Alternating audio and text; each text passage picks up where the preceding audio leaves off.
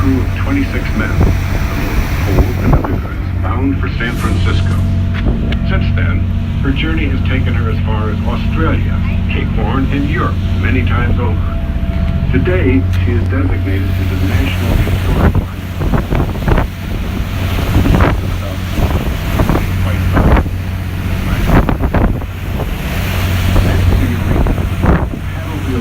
Ferry boat. It dates back to the 1890s. Before the Great Bay Bridges were built, the Eureka transported train cars, while many Ford, moving passengers,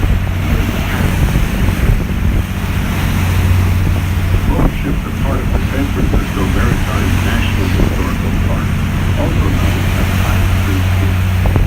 High Street Pier is located at the end of the High Street Cable Car. You can visit the park year-round. From here, you can also see the large sign, Deer Valley Chocolate Factory. It's across the Red Bridge, rising above the ship to the left. San Francisco is famous for great food. Deer Valley Chocolate Factory. Whoa!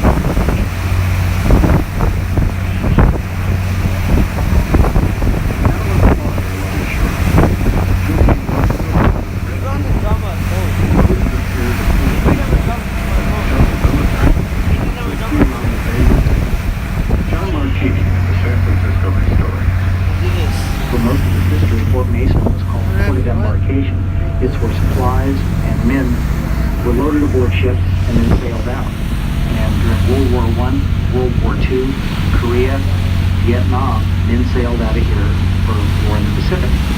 And then many of them, but not all, came back again to the big warehouses that were missing. Today, those piers and warehouses are a hive of activity for some of San Francisco's environmental organizations, theatrical troupes, and small art galleries.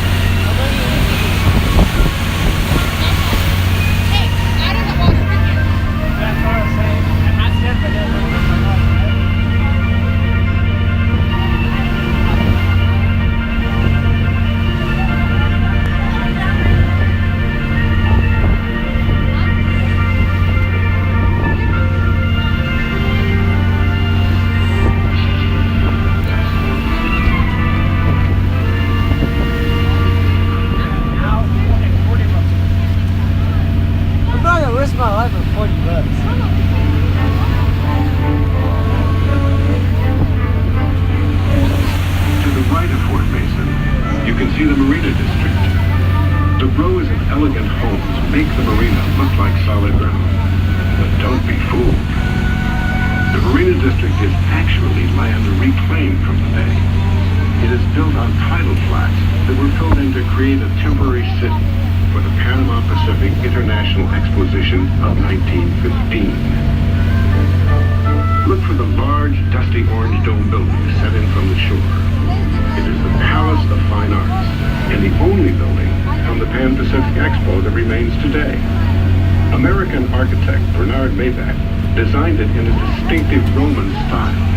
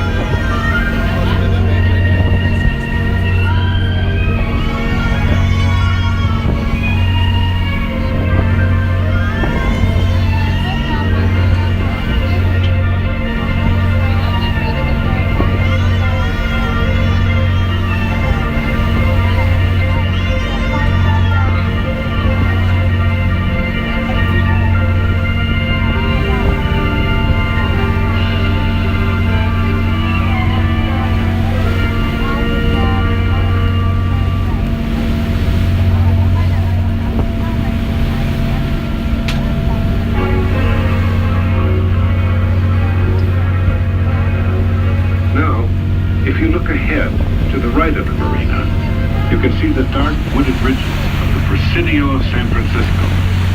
Some say this is the birthplace of San Francisco. Let's go back in time to 1776. 3,000 miles from here, on the Atlantic coast, America's 13 colonies were about to start the American Revolution by declaring their independence from England. But here, on the Pacific shores, Spanish conquistadors were seeking out new territory to claim for Spain. The bay may seem large, but it wasn't always so obvious to find. As you look at the shore, let's listen to an archival interview with John Martini, a California historian. For 200 years, Spanish ships have been sailing up and down the California coast, but they stayed so far off the coast that none had ever come close enough to see the entrance to the harbor. The first ship that actually entered San Francisco Bay was called the San Carlos, a little 80-foot-long packet boat with Lieutenant Juan Manuel de Ayala in command. Piloted the little boat through the straits that hadn't even yet been named the Golden Gate, treacherous, rocky straits, anchored off what's now Angel Island, and spent the next 8 weeks charting the bay and naming the geographical features. After that first boat came into the bay, a year later, on March 28, 1776, Captain Juan Bautista de Anza stood on the bluff where the Presidio is now. Imagine him looking down at the narrow entrance to the bay far below. On that spot, he planted a cross in the ground and established a fort. The word Presidio translates as Army Post in Spanish, and the cross marked the northernmost point of Spain's vast empire. Father Pedro Font, who accompanied the Anza, had more of an eye for natural beauty than military strategy. That day, he wrote in his diary that if the bay Could be well settled like Europe, there would not be anything more beautiful in the world.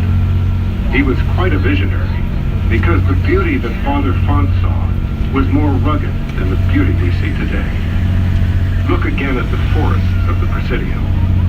200 years ago, those ridges were barren rock and sand dunes. The first trees were planted there in the 1880s, a century after de Anza planted his cross. Today, the Presidio is now under the protection of the National Park Service, and many of the historic military homes have been restored into housing for local residents. It is a popular destination for hikes. If you like movies, it is the location of Industrial Light and Magic, the special effects company that makes unforgettable films like Star Wars, the Indiana Jones series, and Pirates of the Caribbean.